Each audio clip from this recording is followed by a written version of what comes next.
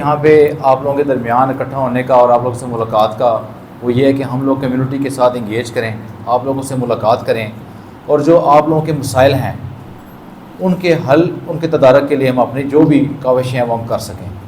सो आपका मज़ीद कोई वक्त ज़ाया किए बगैर जिस चीज़ का जो मसला है वो वन बाय वन आके मुझे बताते जाएँ। अपनी दरख्वास्त देना चाहते हैं, अपना ज़बानी मसला बताना चाहते हैं, हम नोट आउट करेंगे, उसकी एक एक बंदे की कंप्लेंट को नोट करेंगे और इंशाल्लाह उसका हल भी करेंगे। किसी भाई का कोई इशू?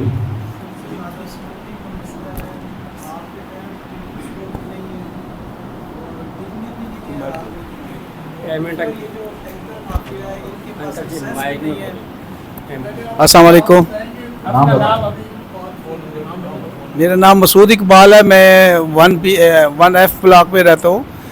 मेरा मसला नहीं है, सबका मसला है। सिक्योरिटी बिल्कुल नहीं है, पहली बात। दूसरी, ये जो टैंकर हैं इनके पास 90% मेरा ख्याल लाइसेंस नहीं है। जो छोटे छोटे लड़के टैंकर चला रहे हैं और एक्सीडेंट होते हैं। 2 दफ़ा पहले भी ब्लासम रोड पे हो चुका है, घर में घुस गया था टैंकर। तो इसका कोई हल करें कि इनकी चेक कर। टैंकर की बात कर रहे हैं जी, पानी वाले टैंकर की बात कर रहा हूँ। ट्रैक्टर, जो भी ट्रैक्टर है ना, जो भी ट्रैक्टर चला रहा है ना, उनके पास लाइसेंस मुझे नहीं लगता कि किसी के पास हो, क्योंकि बहुत छोटे लड़के हैं। मैंने खुद अपनी आंखों से देखा है।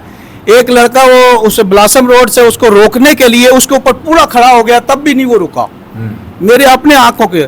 दूसरा, जो सुबह जो पिक एंड ड्रॉप वाले स्टूडेंट उठाते हैं, उनका ये मसला है कि वो बहुत स्पीड में जाते हैं। हमारी F ब्लॉक 1 नंबर गली में स्पीड ब्रेकर ना होने की वजह से हर आदमी वहीं से गुजरता है और वहाँ पे लेडीज़ वॉक कर रही होती हैं सुबह के टाइम, उनको बहुत प्रॉब्लम है। कितनी दफ़ा छेड़छाड़ कर चुके हैं बच्चे और मैंने बहुत दफ़ा कहा है कि इसका कोई हल करें, लेकिन अभी तक सोसाइटी ने नहीं किया। मैं किसी की बुराई नहीं करता। ये रोड कौन सी है जिसपे सुबह? F ब्लॉक 1 नंबर गली, F ब्लॉक 1 नंबर गली। अच्छा, 1 नंबर गली, ठीक। इसमें स्पीड ब्रेकर ना होने की वजह से ना हर आदमी यहीं से सफ़र करता है, ब्लासम रोड की तरफ या ब्लासम रोड से शालीमार रोड की तरफ। ज़्यादातर ट्रैक्टर जो चलाते हैं ये मैं भी एक ऐड कर दूं कि दौरान पेट्रोलिंग मैंने ये चीज़ नोट की है। आपका शालीमार रोड, आपका ब्लॉसम रोड, ये काफ़ी लंबी गली है दोनों, और यहाँ पे जो स्ट्रीट लाइट का भी इशू बहुत है। अभी भी है, रात को नहीं चल रही नहीं है जो कि होनी चाहिए। वो सोसाइटी वालों से मैं बातचीत कर लेता जी, लेकिन सिक्योरिटी का आप प्लीज़, अगर पुलिस अगर गश्त करे तो ज़्यादा बेहतर है। ठीक है।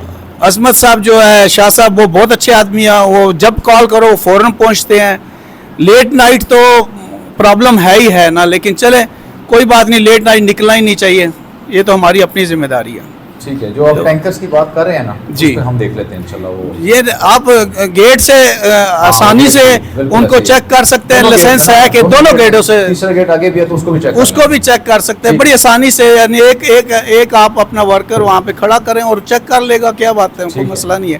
सोसाइटी पे नहीं छोड़े आप प्लीज़, हमारे इस इलाके को सोसाइटी पे ना छोड़े। वो मैं स्ट्रीट लाइट्स की बात कर रहा था। स्ट्रीट लाइट के, टैंकर और सिक्योरिटी, तीनों चीज़ों का हमारा और कोई मसला नहीं है। अल्लाह का शुक्र है। इनका मोबाइल नंबर शुक्रिया।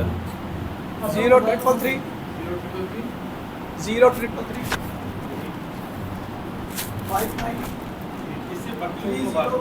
मैं जरा इसमें दोहरा दूंगा या आप यहाँ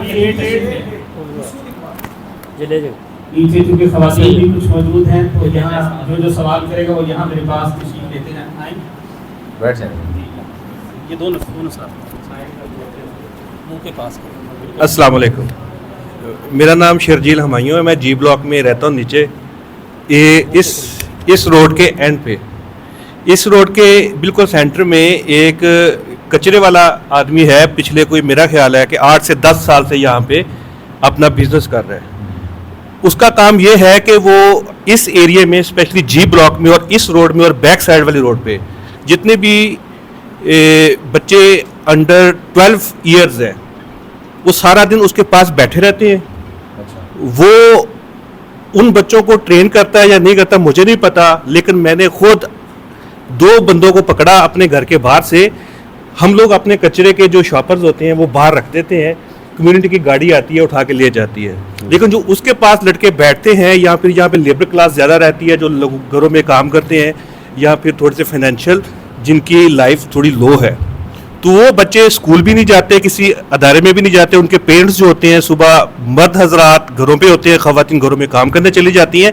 इस पूरे एरिया में बात कर रहा हूँ, सही है। तो वो बच्चे क्या करते हैं कि कोशिश करते हैं कि हमें कहीं से प्लास्टिक का कोई पीस मिल जाए, कोई लोहे का पीस मिल जाए, हम ये उठा के उस बंदे के पास लेके जाएं और वो बंदा हमें इसके 10, 20, 50, 100 रुपया ले ले। देखिए बच्चे लालची होते हैं, इनोसेंट होते हैं, उनको इन चीज का कोई अंदाजा नहीं होता कि किसी की कीमती चीज लेके जा रहे हैं, कुछ चीज लेके जा रहे हैं। हमने इस चीज को फॉरगेट कर दिया, गन डलता है, सारा कुछ होता है। लेकिन कुछ टाइम के बाद मैंने नोट किया कि मोटरसाइकिल के ऊपर कचरा उठाने वाले लड़के आते हैं, वो आके पूरे मोहल्ले का जायजा लेते हैं, मोटर बाइक रोड के एंड पे खड़ा कर देते हैं, करके वॉक करते हैं, पैदल वॉक करके। अब हमने अपने पॉइंट ऑफ व्यू से देखना है कि हम लोग अपने बिजनेस पे चले जाते हैं, हमारे बच्चे स्कूल चले जाते हैं, खवातीन घर पे अकेली होती हैं।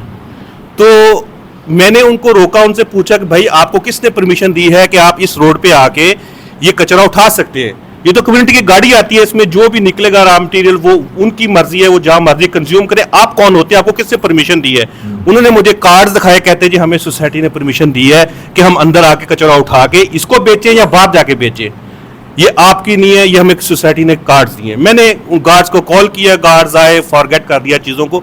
मैं भी इतना ज़्यादा कंसर्न नहीं, क्योंकि हर बंदे के पास टाइम नहीं होता कि इन लोगों के साथ जाके जाओ। स्पेशली हम अपनी सोसाइटी के ऑफिस में जाके अपने प्रॉब्लम को उनके सामने, जितना मैंने यहाँ पे एक्सप्लेन कर दिया, मुझे वहां पे इतना मौका ही दिया जाना था। तो मेरा टाइम भी कीमती है। अच्छा, उसके बाद जब मैं इस बंदे के पास आया, इस सारी कंप्लेन के बाद मैंने कहा जी आपकी वजह से सारी करप्शन हो रही है, आपकी वजह से हमें दिल में खौफ होता है कि ये जो गली में बंदा फिर रहा है, हर चीज को देख रहा है, हर घर को देख रहा है, हर प्लाट को देख रहा है, हर चीज के अंदर झांक रहा है, उसका अपना कंसर्न होगा। मैं नहीं कहता कि वो क्राइम की पॉइंट है उसे देख रहा हो, लेकिन उसने चीज देखनी है कि जो उसकी मतलब की है। लेकिन ये बंदा साथ मिला हुआ है इसी रोड में नीचे जाके। मैंने कहा था, अच्छा उसने फिर मुझे 2-4 लोगों के नाम बताए, मुझे नहीं पता, वो सोसाइटी के लोग हैं, वो इसके साथ मिले हुए हैं, वो ही उसको आगे असेस देते हैं। अच्छा, एक ये मसला हो गया। दूसरा मसला ये कि रैंडमली मैं गेट नंबर 2 से रात को 10-11 बजे अपनी फैक्ट्री से वापस आता हूं, तो मुझे 11 बजे के बाद वहां पे कोई सिक्योरिटी गार्ड नजर नहीं आता। मैं पिछले तकरीबन 4-5 महीने से इस चीज को नोट कर रहा हूं, और मैं वहां पे ब्रेक लगाता हूं, ब्रेक लगा,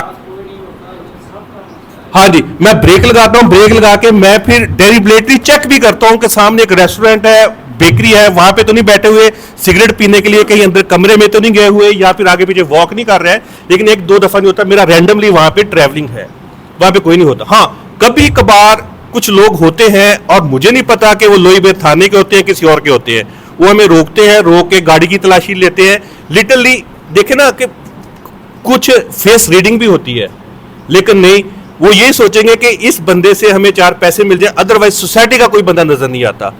फिर मैंने उन लोगों को मुझे थोड़ा सा कंसर्न होता है अपनी सोसाइटी के हवाले से, क्योंकि मेरे भी बच्चे हैं, हम मोहल्ले में रहते हैं, पीछे देहातों से बिलोंग करते हैं, तो हमारी परवरिश ही कुछ ऐसी हुई है कि हमने कंसर्न रखना था हमसायों का, बुजुर्गों का, दोस्तों का, नमाजी भाइयों का।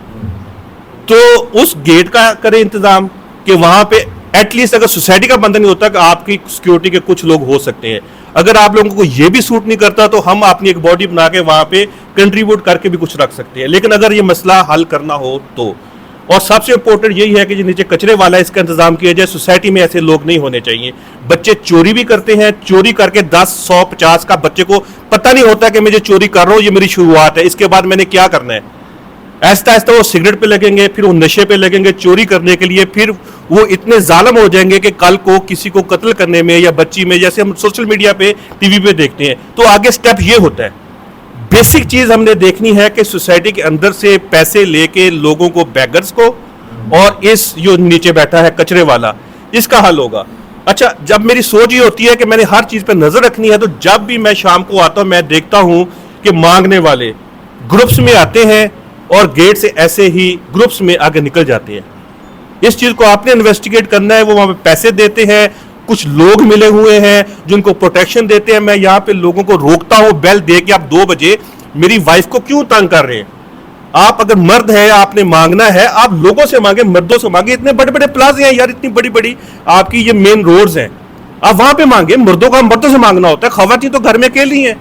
मैं तो उसको क्रिमिनल पॉइंट ऑफ व्यू से सोचूंगा कि वो किसी ताड़ में होते हैं कि हमें कोई ऐसा वीक सिक्योरिटी घर नजर आए, हम अंदर घुस जाए, कुछ कर लो, क्राइम बस शायद समझ ऐसे ही गया। होते हैं। ठीक है, दोनों बस, करते thank you very much. अपना नाम और मोबाइल नंबर बता दें। शर्जील हमायूं मेरा नाम है, 0300 6636 023।